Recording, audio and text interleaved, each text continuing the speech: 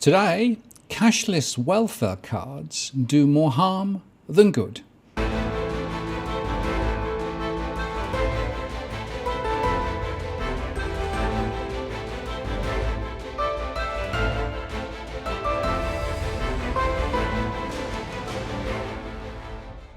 Hello again, it's Martin North from Digital Finance Analytics, working the latest post covering finance and property news with a distinctively Australian flavour.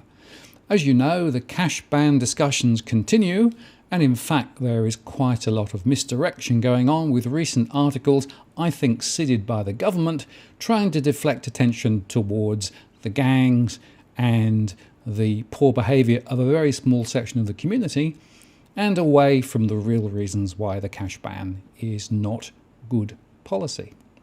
However, the cashless welfare card is another strategy that the Australian government is also involved in, and frankly, I think this is a mess too. The Australian government touts compulsory income management as a way to stop welfare payments being spent on alcohol, drugs or gambling. And as The Conversation reports, the Howard government introduced the Basics card more than a decade ago, and around 22,500 welfare recipients now use it, mostly in the Northern Territory.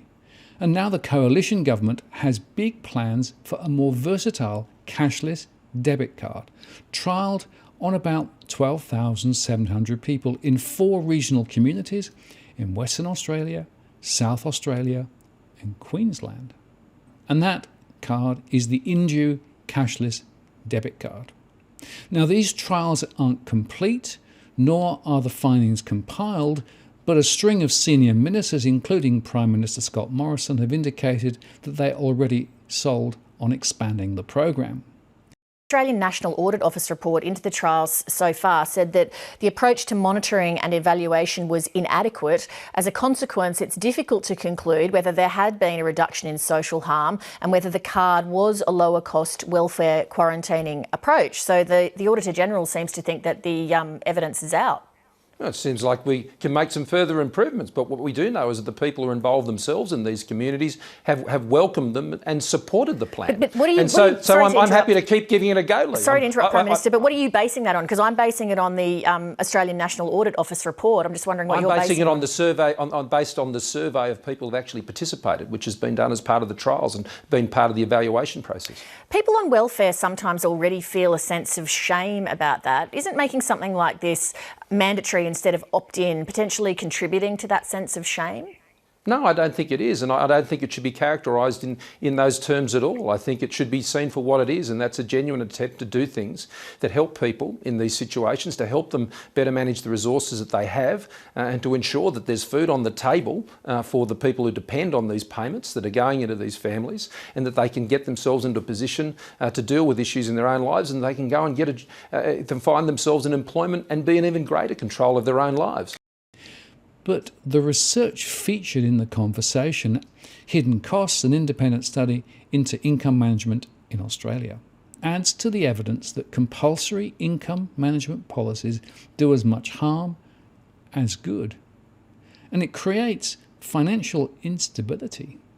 Over the past year, they conducted the first independent multi-site study of compulsory income management in Australia, and it involved 114 in-depth interviews in 4 sites: Playford and Ceduna in South Australia, Shepparton in Victoria, and the Bundaberg and Hervey Bay region in Queensland. And they also conducted 199 survey responses from around Australia. Proponents of compulsory income management champion its potential to provide a stabilising factor in the lives of families with regard to financial management and to encourage safe and healthy expenditure of welfare dollars. As the then Social Services Minister Paul Fletcher said in March last year. But their study found some individuals experience these benefits, but most face extra financial challenges. These include not having enough cash for essential items, being unable to shop at preferred outlets, being unable to buy second-hand goods, and cards being declined even when they're supposed to work. In Playford, Jacob, not his real name, told the survey about being on the basic card, which can only be used with merchants that have agreed to not allow cardholders to buy excluded goods. The limits on where he could shop made it harder for him to manage his finance. I couldn't make decisions about saving money, he told the survey. He and his wife used to catch the train to shop at the Adelaide markets, for example, but vendors there couldn't take the Basics card. The cashless debit card is intended to overcome the limitations of the Basics card. It's like a debit card, except it can't be used to withdraw cash or at businesses that sell prohibited items. But Emma, again not her real name, a single mother in the Bundaberg and Hervey Bay area, told of her struggles to make basic purchases using the card. It often failed, even at businesses that purportedly accepted it, and a family went without.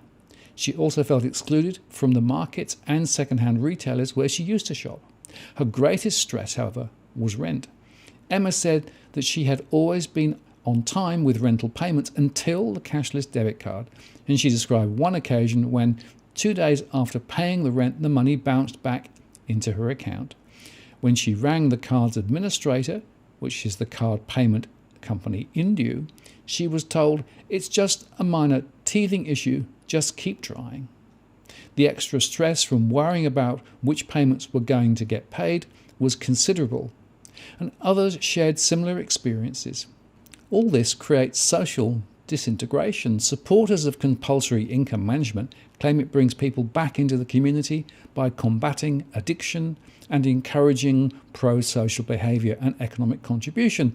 As Federal Attorney General Christian Porter said in 2018, the cashless debit card can help to stabilise the lives of young people in the new trial locations by limiting spending on alcohol, drugs and gambling, and thus improving the chances of young Australians finding employment or successfully completing education or training. However, the study found the card can also stigmatise and infantilise users, pushing people without those problems further to the margins.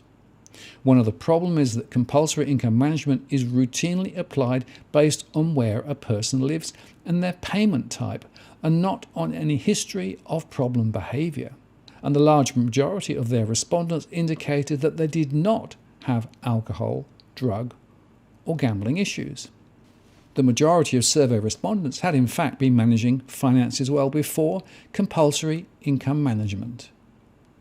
But as Ray in Suduna explained, having the card meant that he was viewed as a problem citizen. "I'm embarrassed that I have to use it at the supermarket, which is about the only place I do use it. I sort of look around and see who's behind me in the queue. I don't want anyone to see me using it." And this was a common experience across the interview sites. Mary Ann in Shepparton told about being judged for shopping with groceries with her basic card. "I got called a junkie." And I said, "I'm not a junkie. Do you see any marks or anything?" They were like, "No, but you have a basic card." And I said, "What's that got to do with it? Centrelink gave it to me. I can't do nothing." And here is a possible path forward that they suggest. The overwhelming finding from their study is that compulsory income management is having a disabling, not an enabling, impact on many users' lives. As the policy has been extended, more and more Australians with no pre-existing problems have been caught up in its path.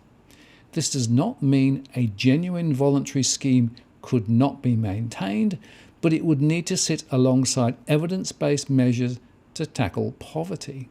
Addressing the inadequacy of income support payments, ensuring decent employment and training opportunities, and providing accessible social services and secure and affordable housing will be a better starting point for creating healthier lives and flourishing communities. And I absolutely agree with that. The problem is jumping to a simple payment card as a way of trying to address a very complicated social set of issues is nuts. But once again, I think that the government is jumping towards a simple solution which actually is creating more harm than good. And we've seen that before with the cash ban, and we see it again with this particular scheme. I'm Martin North from Digital Finance Analytics. Many thanks for watching, and I'll see you again next time.